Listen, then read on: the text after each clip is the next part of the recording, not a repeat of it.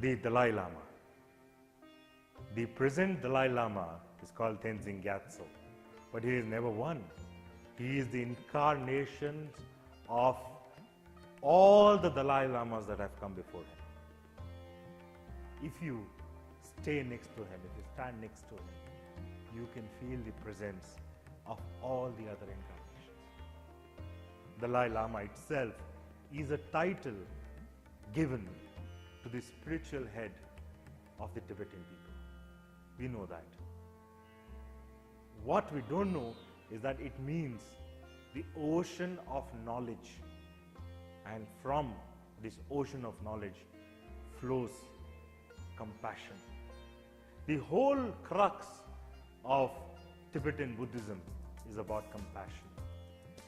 How a human can express his finest, most elegant emotion, and that is compassion. Now, if you look at the present Dalai Lama, he exudes compassion. You know, I remember in one program, he apologized to the mosquitoes because, you know, people would kill them in the evening discourses. Now, that is the present Dalai Lama. If we look at his life, we understand that, you know, when he was very young, the Chinese overran Tibet. He had to flee Tibet, reach India, and from Dharamsala, which is in Himachal Pradesh, he runs a parallel government for Tibetan people who are today reduced to refugees in, I think, 20 odd countries around the world. And slowly, this Dalai Lama is giving up the kingship, has given up the kingship for a democratically elected, you know, prime minister.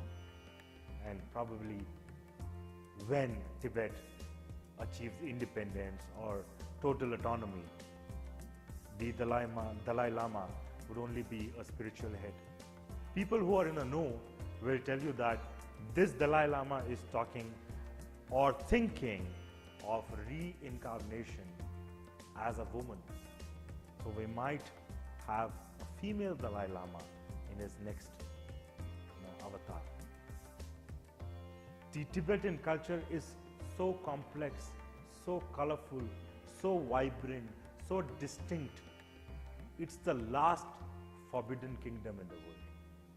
And I think all of us need to contribute to preserve the last untapped virgin culture in the entire planet. And to support this Dalai Lama is to support the Tibetan culture. As the leader, the spiritual leader of Tibetan people, is also the living Buddha. He is right now the only living God, you know, the entire planet. And the struggle that he goes through, I think any other person would have called for armed struggle, would have called for a war, but here is the Dalai Lama who, you know, advocates non-violence, who advocates peaceful protests. He is the Buddha of compassion, the Avalokiteshvara.